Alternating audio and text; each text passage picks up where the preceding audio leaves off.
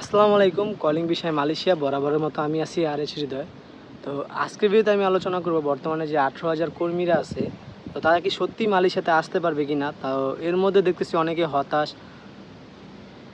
So এটাই স্বাভাবিক।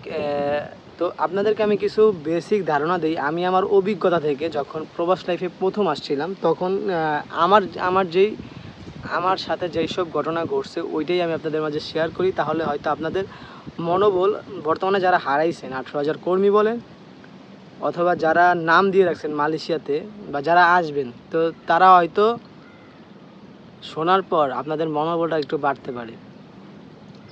2020 সাল যখন লকডাউন হয় দেশে, তো আমি বলছিলাম আমার লাইফে আমার যে আমি কি করতাম বাংলাদেশে, বা আমার ব্যক্তিগত এখনও কিছু আমি শেয়ার করি নাই সোশ্যাল মিডিয়াতে, বাট আজকে এতটুকু ধারণা দিই আমি আপনাদেরকে। তো আমি একটা ই কমার্সে জব করতাম। ই কমার্সের জবটার নাম হচ্ছে চালডাল.com। তো ওইখানে 2020 সালে প্ল্যান করি যে আমাকে বাইরে যেতে হবে।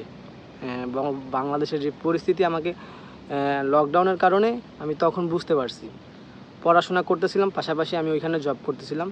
তো যখন আমি সিলেক্ট করলাম কোন দেশে যাব কোন দেশে যাব, তো সত্যি কথা বলতে সৌদি আরব বা দুবাই বা ওমান, কাতার, এসবে কোথাও আমার কোথাও যাওয়ার কোনো ইচ্ছা ছিল না। বিদেশ আসবো এরকমই কোনো ইচ্ছা ছিল না। তারপরে আমি ডিসাইড করলাম যেহেতু যাব একটা ভালো দেশে যাব, তো ওইরকম টাকা পয়সাও ছিল না যে আমি ইউরোপে যাব।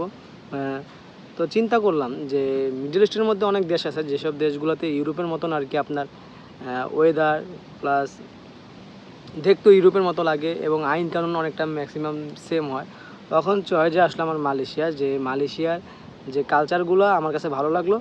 তো আস্তে আস্তে আমার জানার ইচ্ছা হলো মালয়েশিয়া সম্পর্কে। তারপর নাম দিলাম। তো আত্মীয় স্বজনের মাধ্যমে নাম দিয়েছিলাম। তো আমি আপনাদেরকে একটা কথা বলি, ক্ষতি কিন্তু আপন মানুষই করে। তো ওইখানে আমি আমার একটা ফ্রেন্ড দুজন নাম দিই। তো নাম দেওয়ার পর প্রথমবার যখন আমি নাম দিই, 8,000 টাকার মতো মেডিকেল, আমরা প্রায় 80-90 জনের মতো মেডিকেল করছিলাম। তো আমাকে বলছিল সুপার শপে কাজ দেবে, বাট ওনারা আমাকে ঘোরাতে ঘোরাতে ঘোরাতে ঘোরাতে ঘোরাতে আপনার 8-9 মাস পার করে ফেলছে। বাট মেডিকেলের রিপোর্ট আসছে, ওইটা হাতে পাই নাই, জাস্ট শুনছি ফিট। তো ওইখানে হয় নাই। পরে দ্বিতীয়বার যখন আমি পল্টনে নাম দিই, তো সেই রিলেটিভের মাধ্যমেই নাম দিই।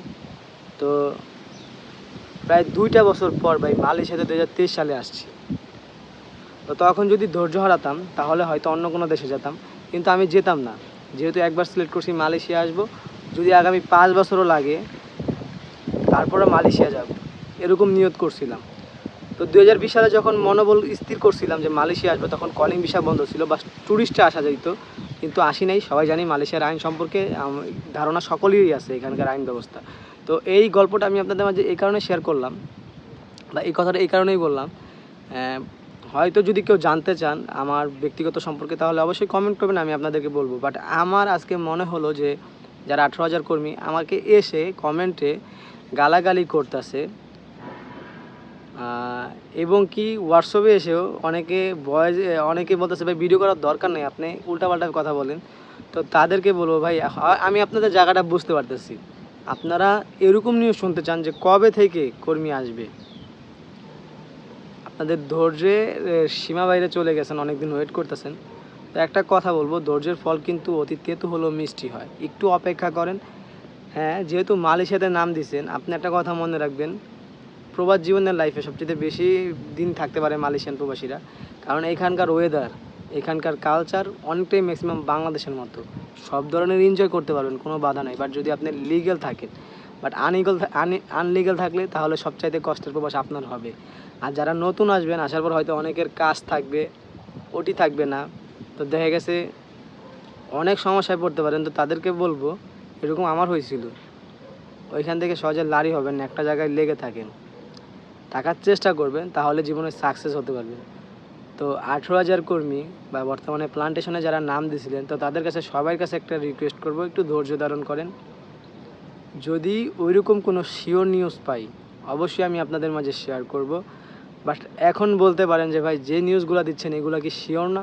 ভাই শিওর, বাট কবে থেকে খুলবে এটা কিন্তু বলে নাই। আমরা এখান থেকে আপনাদেরকে ধারণা দিচ্ছি যে এই সময়ে খুলতে পারে। তো একটু ধৈর্য ধরেন, এতদিন যেহেতু ধৈর্য ধরতে পারছেন, 2টা মাস আছে, তো আগামী বছরটা আসতে দেন। যেহেতু বেসিক স্যালারি এটা বৃদ্ধি হয়েছে, খোলার একটা সম্ভাবনা আছে। আর সবাইকে বলবো কমেন্ট করুন বেশি করে, কোন ধরনের ভিডিও লাগবে, কোন নিউজ আপনাদের দরকার মালয়েশিয়া সম্পর্কে, অবশ্যই চেষ্টা করব দেওয়ার। আর যারা অন্যান্য দেশে যাওয়ার জন্য আমার কাছে বলতেছেন আমার পরিচিত রিক্রুটিং এজেন্সি আছে কি না, তো তাদেরকে বলবো আমি থাকলেও দেবো না। কেননা আমি আমাকে বিশ্বাস করবেন, বাট আমি অন্য কোনো এজেন্সিকে বিশ্বাস করতে পারবো না, কারণ এজেন্ট দালালের মতোই হয়। তো সবার কাছে এর জন্য দুঃখিত, চাইলেও কোনো এজেন্সির নাম দিতে পারবো না। তো এই ছিল আমার আজকের মতো ভিডিওটি ভালো লাগলে অবশ্যই চ্যানেলটি সাবস্ক্রাইব করবেন।